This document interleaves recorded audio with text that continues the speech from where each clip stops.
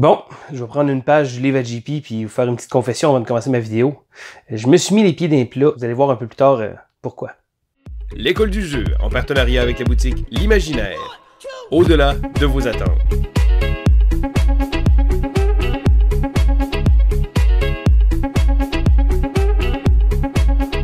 Bonjour et bienvenue à l'école du jeu, mon nom est Sylvain et on se retrouve pour le quoi neuf du mois de février. Alors je commence en statistique comme à l'habitude, d'ailleurs je tiens à remercier JP qui a décidé de prendre un petit peu de mes habitudes avec un peu de statistiques, j'ai particulièrement apprécié. Donc pour mes statistiques à moi, eh bien le mois de février a été un mois plus calme côté jeu. Bon, je sais pas de faire pitié parce que je joue beaucoup plus que la majorité des gens, je me compte très chanceux d'avoir beaucoup d'amis qui sont souvent disponibles pour pouvoir jouer, pour pouvoir essayer des différents jeux. Mais le mois de février a été un mois très calme pour moi. Donc, j'ai joué 37 parties, mon plus bas total depuis juin 2015. Donc, de ces jeux-là, j'ai joué à 24 jeux différents et il y en a 9 là-dedans, que c'était la première fois que j'y jouais. Donc, on va commencer immédiatement avec un petit tour d'ensemble des différents jeux que j'ai joués et aussi de mon appréciation. Et à la fin de tout ça, après, j'ai une petite confession à vous faire. Mais on va commencer avec les jeux. Alors, le premier jeu que je veux vous parler est le jeu The River de Days of Wonder. Donc, quand un nouveau titre de Days of Wonder arrive, c'est souvent un titre qu'on sait qui va être très accessible, très beau, une bonne qualité de production, et souvent, bon, le prix qui va avec. Quand j'ai vu The River, qui se trouve être un jeu de placement d'ouvriers relativement simple, mais avec un excellent visuel. Ça, je peux pas rien enlever de ça. Le jeu est beau à regarder, des belles petites ressources. On va essayer de placer des choses sur un plateau de jeu. Donc, j'ai joué une seule partie avec des amis. J'ai trouvé le jeu très bien fait, mais il m'a pas donné de petits pétillants, de petits sparks, de petits quelque chose qui fait en sorte que ça a du punch. C'est un jeu correct, j'y rejouerais. C'est un jeu très accessible, très familial, par exemple. C'est certain que si vous cherchez des jeux familiaux, The River va probablement tomber là-dedans. Mais sinon, j'ai trouvé que le jeu manquait un peu de punch. Il manquait vraiment quelque chose pour le rendre plus intéressant, pour l'apporter au prochain niveau. Donc, c'est pas un mauvais jeu, mais c'est pas un jeu que j'ai apprécié particulièrement et c'est pas nécessairement un jeu que je vais vouloir acquérir ou avoir dans ma collection absolument. On continue avec Camel Up. Je ne sais pas si vous connaissez ce jeu-là, c'est un jeu de course, donc on va miser sur différents chameaux, et le jeu avait déjà eu une première version avec une espèce de pyramide où on sortait des dés. La deuxième version du jeu reprend le même jeu en tant que tel, mais donne un matériel absolument génial. Donc, au lieu d'avoir une pyramide en carton avec des élastiques qui un peu, on a une belle pyramide en plastique, même que lorsqu'on déplie le plateau de jeu, il y a un palmier qui vient à la vie, comme vous savez, comme les livres pour enfants qu'on voit. Donc, la présentation est absolument magnifique. C'est un jeu très léger qui joue avec beaucoup de joueurs, très accessible. Donc, ce qu'on va faire dans le jeu, c'est que c'est pas nécessairement une course entre nous autres, mais on va miser sur différents chameaux. Donc, les chameaux vont avancer, on va les faire avancer avec différents dés. Il va falloir parier pour savoir lesquels qui vont arriver premiers, lesquels qui vont arriver derniers. Avec ça, il y a un paquet de petits twists qui se rajoutent. C'est un jeu, encore une fois, très léger. Malheureusement, les gens avec qui j'étais ont pas trouvé l'expérience super. Pourtant, je jouais avec des couples d'amis, donc des gens qui sont pas nécessairement des joueurs aguerris, donc le public cible parfait, mais le jeu est tombé un peu à plat. C'est dommage parce que moi, personnellement, je le trouve très sympathique. C'est encore là, c'est très léger, c'est très hasardeux. On lance les dés, les petits chameaux, ils se promènent. C'est un peu le bordel, mais c'est un petit jeu très sympathique. Malheureusement, ben c'est ça, comme je dis, là, ça l'a pas levé avec les gens avec qui j'ai joué, puis c'est certain que c'est pas le genre de jeu que je vais sortir avec une gang de chum gamers qu'on va dire hey, « soir, on sort un gros jeu, on sort Camel Up ». On continue avec un jeu que moi, personnellement, j'avais des bonnes attentes. Le jeu Cryptid. Cryptid est un jeu qui était sur ma wishlist, que j'attendais avec impatience de pouvoir essayer.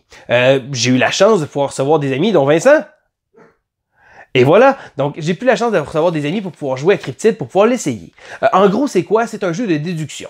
Donc, on va essayer de déduire où est le cryptide. Chaque joueur a différents indices, différentes choses qui vont faire en sorte que, à tous les joueurs ensemble, on va réussir à pouvoir orienter exactement où est le cryptide. Donc, des fois, ça va être, bon, il est à 2 cases d'une telle sorte de terrain. D'autres fois, ça va être, bon, il va se retrouver sur ce type de terrain-là. Et on va essayer de trouver comme ça en faisant de la déduction. Donc, on va poser des questions aux autres joueurs. On va essayer de découvrir où est caché le cryptide. Donc, on va réduire les options comme ça. À la base, le concept me faisait penser beaucoup au jeu Tobago. Donc, c'est un jeu que j'avais vraiment hâte de jouer parce que j'ai beaucoup aimé Tobago. Lorsque j'ai joué à Cryptid, j'avais un paquet de belles intentions. J'étais très heureux de pouvoir l'essayer. Comme je dis, bon, entre amis, ça va être super le fun. Mais, bon, premièrement, j'ai gagné les parties qu'on a jouées. J'ai gagné les 3 parties qu'on a faites. J'ai tous gagné les parties. Mais, mon appréciation vient pas nécessairement du fait que je gagne ou je perds.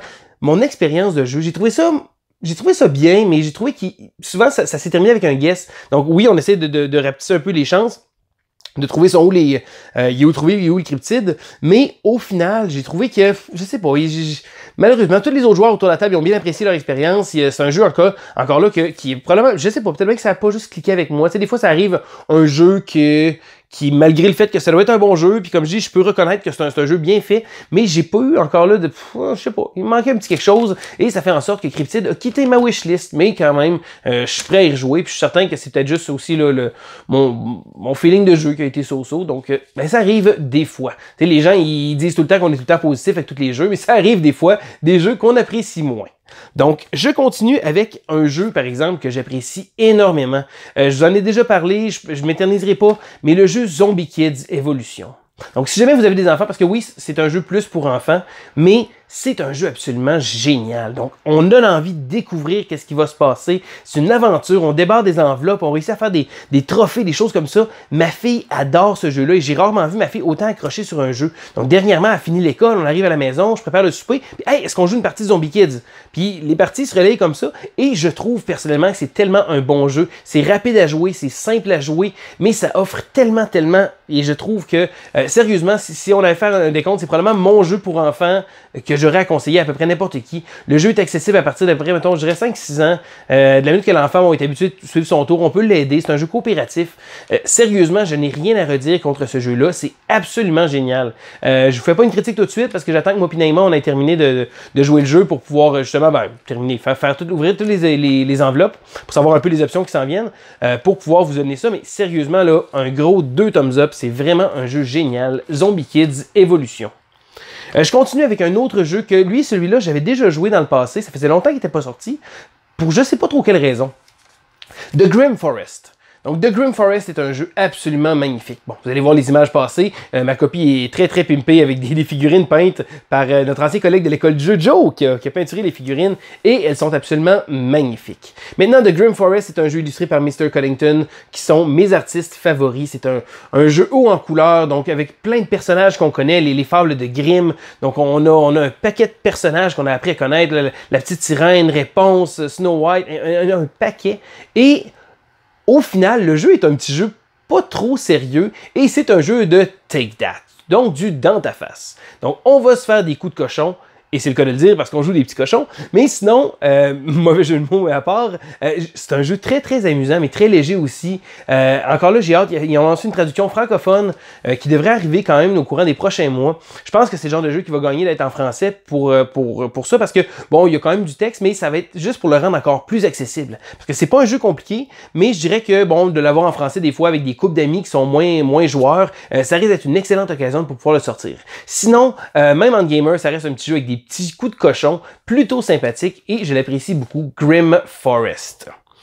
On continue maintenant. Bon, dans la chaîne, vous avez vu il n'y a pas trop longtemps, j'ai sorti une vidéo présentation du jeu Neom.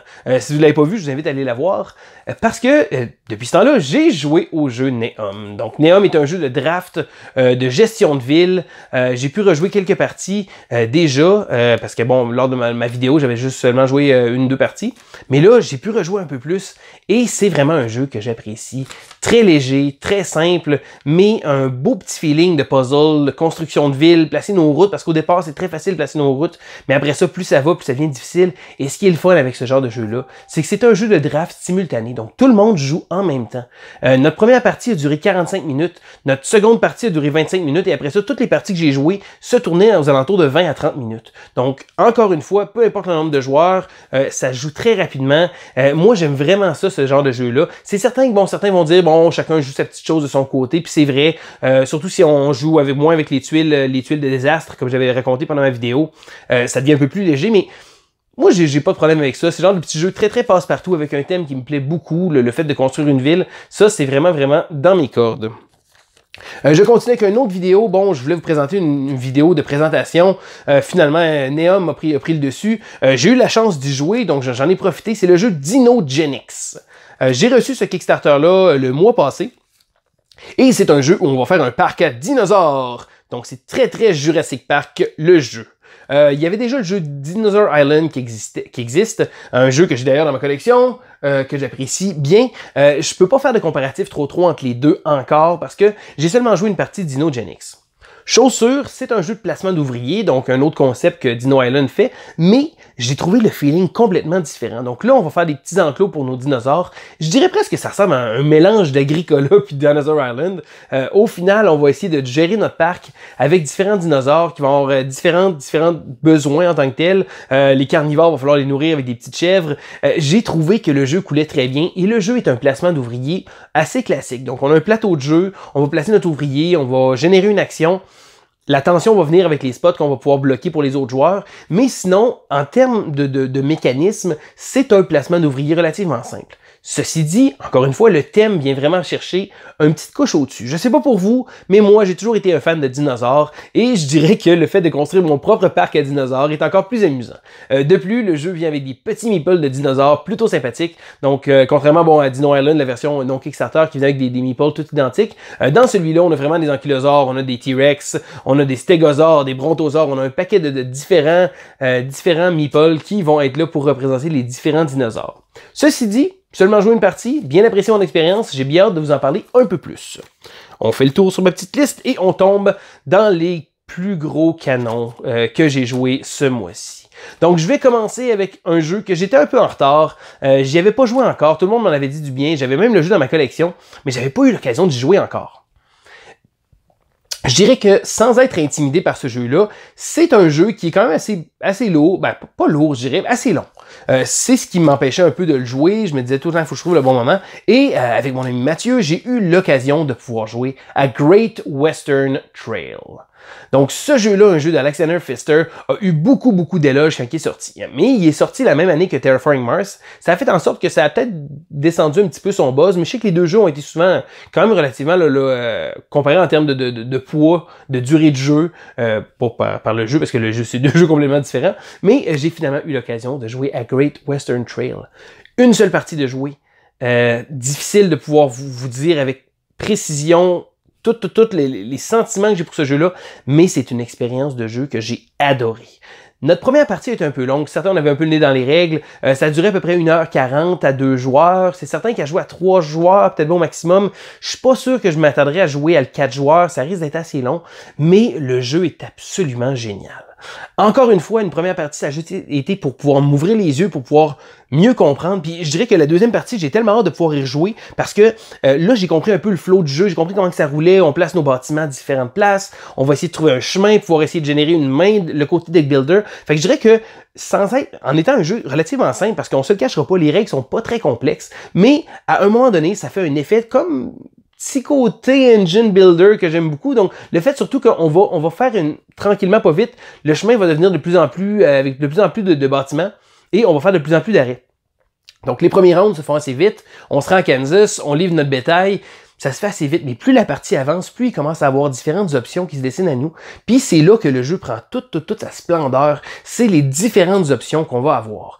J'ai joué, encore une fois, une seule partie. J'ai tellement hâte d'en jouer une deuxième. Déjà là, j'ai compris plein de choses. C'est un jeu qui est bon. C'est certain que c'est un jeu qui est long. Il faut pas avoir peur de se lancer dans quelque chose, mais je dirais que contrairement des fois à beaucoup de jeux, j'ai pas trouvé que le temps était très long quand je jouais une partie. Même qu'à la fin, je regardais, la partie va bientôt finir. Il me semble que j'aurais joué 2-3 tours de plus pour pouvoir mieux continuer mes choses. Mais sinon, Great Western Trail est un jeu que je vous conseille. Si vous aimez les jeux euro, pas nécessairement lourd, mais je dirais que ça reste que c'est assez long. Donc, c'est certain que ça vient comme... C'est pas complexe, mais c'est un peu plus long. Donc, il faut être prêt à pouvoir vivre avec ça. Sinon, autre jeu que j'ai joué, et là, celui-là, je m'adresse un peu aussi à JP, parce que JP en a parlé dans son coin de neuf, et il y a eu une expérience plutôt ordinaire. Je vous parle du jeu Western Legends. Donc, Western Legends est probablement le jeu que j'ai joué le plus ce mois-ci. Donc, j'ai eu l'occasion de jouer 5 parties du jeu. Je l'ai essayé dans plusieurs configurations différentes et j'ai ces petits mots-là à vous dire. Premièrement, c'est pas toutes les expériences de jeu qui ont été très intéressantes. Il y en a certaines, je dirais que quand j'ai joué à 4 joueurs, malgré le fait qu'on a eu beaucoup de plaisir autour de la table, la partie a été moins intéressante, je dirais. À 3 joueurs, j'ai trouvé un petit peu plus un sweet spot parce que à 3 joueurs, j'ai trouvé que le jeu coulait beaucoup plus vite. C'est certain que c'est hit or miss. C'est un jeu qui est très narratif, je dirais. Donc, l'expérience de jeu va venir pas nécessairement autour des mécanismes parce que oui, c'est certain que au bout du compte, on va refaire les actions. Donc, on peut choisir une stratégie, bon, aller chercher des pépites d'or, aller les porter à la banque, se faire de l'argent, se faire des points. On peut jouer au poker, on peut devenir un truand, on a un paquet d'options parce que c'est un jeu de type sandbox. Donc, on va pouvoir avoir différentes options. Mais c'est certain que ça se peut qu'on retrouve à un moment donné le feeling de faire du pareil au même. Mais moi, personnellement, j'ai aimé ce que le jeu m'apporte en termes de narration. Je vis un western. Donc, c'est certain que c'est pas parfait, mais comme d'autres jeux de type sandbox, comme Xia, qui est un jeu que j'apprécie vraiment beaucoup, c'est un jeu qui va mener le plaisir avec l'histoire qu'on va faire autour. Sans nécessairement devenir un jeu de rôle, je dirais que c'est intéressant de pouvoir vivre son petit film western, de pouvoir faire ces petites choses, mais le jeu est pas parfait. C'est certain que, encore une fois, c'est un jeu qui demande aux gens de donner peut-être des fois une seconde chance, parce que comme j'expliquais, il y a une expérience de jeu que j'ai joué, puis même les gens autour de la table ont fait OK, je m'attendais à mieux. Mais les autres fois que j'ai joué, ça a été super le fun. Il y a des parties qu'on a eu vraiment beaucoup de plaisir, puis d'autres parties qu'on a comme OK. Fait que je dirais que c'est hit or miss, là. Ça veut dire, soit qu'on risque d'apprécier beaucoup, soit qu'on risque de pas aimer. Moi, j'ai joué beaucoup pour pouvoir vraiment me faire une tête sur ce jeu-là. Personnellement, c'est un jeu que j'aime beaucoup. J'ai backé l'extension parce que je trouve que ça va rajouter plusieurs petites options de plus qu'on a. Parce que oui, c'est certain qu'à force de jouer, on revient qu'on a toujours le même type de choses qu'on peut faire. Mais pour moi, c'est pas nécessairement un côté négatif. C'est vraiment juste... C'est une belle expérience. C'est une expérience qui est différente. C'est certain que ce sera pas mon jeu de l'année, mais... c'est un jeu qui gagne à être essayé au moins. Puis si jamais votre expérience de jeu la première fois n'a pas été bonne, ben dites-vous que c'est le genre de jeu qu'une deuxième expérience peut être complètement différente. Donc ça fait le tour un peu pour Western Legends, un jeu que je voulais parler parce que comme je dis, des fois les gens vont dire des choses mauvaises à son sujet. C'est loin d'être parfait, mais moi j'ai vraiment apprécié globalement mon expérience de jeu. Un autre jeu que je veux vous parler, puis ça j'ai tellement hâte de vous le présenter à la chaîne, c'est le jeu Wingspan. Donc Wingspan n'est pas sorti encore au grand public. Il y a une précommande qui a été faite, il y a quelques copies qui ont été vendues. Le jeu devrait arriver au début mars, mais encore là, je pense que les précommandes ont été prises. Le jeu il vient vraiment en petite distribution, mais éventuellement, il va falloir attendre peut-être jusqu'au mois de mai, et le jeu va avoir une distribution à plus grande échelle. Wingspan, c'est quoi? Ben, selon le Stonemaier Games, qui a fait le jeu, ça se trouve à être un peu un mélange de Terraforming Mars et de Gizmos. Je dirais que ça, c'est leur pitch de vente. Et c'est un pitch de vente qui va pas mal me chercher parce que Gizmo, c'est un jeu que j'aime beaucoup et Terraforming Mars, ce n'est plus un secret pour personne, c'est mon jeu favori. Donc, quand on parlait de Wingspan, oh, c'est intéressant, des combines, on va créer une petite machine, faire des points, essayer de générer ça. Et, chose qui est impressionnante, c'est le thème. Le thème est tellement différent. C'est des oiseaux. Oui, il y a un gros oiseau sur la boîte, il y a 170 cartes différentes et tous des espèces d'oiseaux. Maintenant, il y a certaines personnes qui sont... Moi, j'ai des amis qui ont fait « Oh, OK, les oiseaux, je suis vraiment pas intéressé. » Mais pour ma part, j'ai trouvé ça beaucoup plus intéressant que de voir qu'un thème général de construction de ville ou d'échange dans la Méditerranée ou encore de fantaisie ou n'importe quoi. J'ai trouvé ça vraiment le fun parce que c'est différent. Ceci dit, je vais vous parler en long et en large du jeu éventuellement sur la chaîne ce mois-ci parce que c'est certain que je fais une vidéo. Je dirais que le petit côté... Bon, je vais commencer avec le côté négatif que je peux dire. On a joué une partie à 4 aussi. C'est un peu, on fait nos choses de notre côté. Il n'y a pas beaucoup d'interaction. Des fois, il y a des cartes qui vont interagir avec différentes choses que les joueurs, donc les joueurs vont jouer une autre carte, on va pouvoir générer un truc. Mais sinon, à la base, c'est vraiment un jeu solitaire. Je joue pas mal moins solo qu'avant, mais dernièrement, j'ai essayé Wingspan en solo et je l'ai vraiment, vraiment adoré. C'est probablement un de mes jeux solo favoris.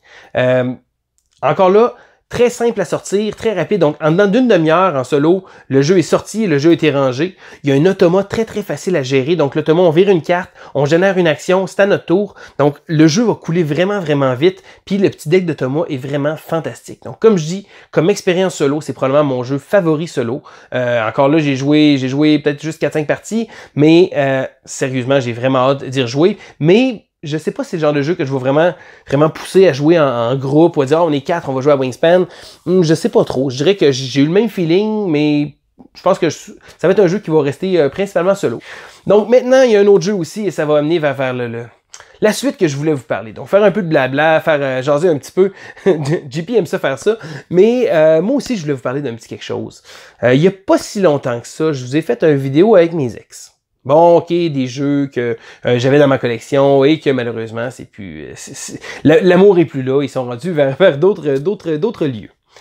Ceci dit, j'ai une grosse confession à vous faire. Je m'apprête à être infidèle. Ouais. je m'apprête à être infidèle au hobby que j'aime tant. Donc, j'aime beaucoup les jeux de société. J'aime ça vous en parler avec passion. J'aime ça, bon, j'ai un paquet de jeux ici, j'aime ça les collectionner, j'aime ça les jouer, j'aime ça pouvoir les montrer, vous les enseigner, etc. Mais j'ai un petit moment de faiblesse et je vais m'apprêter à être infidèle. Vous savez, dans la vie, des fois, il faut faire des choix. Bon, avant, j'ai joué à Magic dans le temps. J'étais principalement concentré, je jouais beaucoup à Magic. Il n'y avait pas grand d'autre chose que je jouais. Maintenant, je suis tombé dans les jeux de société, j'ai laissé tomber Magic, mais il y a aussi un autre spectre gaming. Parce que là, c'est toujours un peu flou. Bon, il y a des gens qui aiment les jeux de figurines, des choses comme ça, des jeux comme Descent, comme Imperial Assault, ou encore même, tu sais, un paquet de jeux Blood Rage, des affaires comme ça de figurines. Mais de l'autre côté du versant, il y a aussi les jeux de miniatures. Donc, le miniature war gaming. Là, il y a beaucoup de gamers qui vont dire, mon Dieu, c'est quoi ça? D'autres vont dire, OK, moi, je vais pas aller là. C'est les jeux de type Warhammer. Donc, je parle de Warhammer parce que c'est connu, mais on parle de jeux de miniatures. Donc, il y a beaucoup de gens qui ont joué avec Swing, des jeux avec des réglettes. Donc, c'est vraiment un jeu, je dirais que c'est un autre versant du board game, du jeu de société. C'est justement une classe à part. Souvent, c'est des gens qui vont s'investir principalement là-dedans. Et c'est un type de jeu que j'avais pas vraiment joué dans le passé. Dernièrement, j'ai joué au jeu Warhammer Underworld, donc le jeu Shadespire, qui a sorti également une nouvelle version qui s'appelle Nightvolt, un jeu que j'apprécie beaucoup, qui est vraiment un board game. Donc c'est vraiment un jeu de skirmish, 1 contre 1, il y a des cases, on fabrique notre deck, et c'est très structuré comme un jeu de société. Mais à la suite de ça, je me suis mis à m'intéresser un peu plus à l'univers de Warhammer. Parce que je vous le cacherai pas, ça a toujours été un univers qui m'a fasciné, mais c'est un univers que je voyais comme les jeux de miniatures. Je suis comme, ah non, je touche pas à ça, moi, tu sais. J'ai des amis qui y jouent, mais j'étais toujours un peu réticent, puis c'est pas le genre de choses que je voulais aller vraiment tremper les orteils. Mais depuis quelques temps, je me suis mis à m'intéresser un petit peu trop à ces genres de choses-là, et j'ai découvert un jeu qui s'appelle Kill Team. Kill Team, c'est quoi?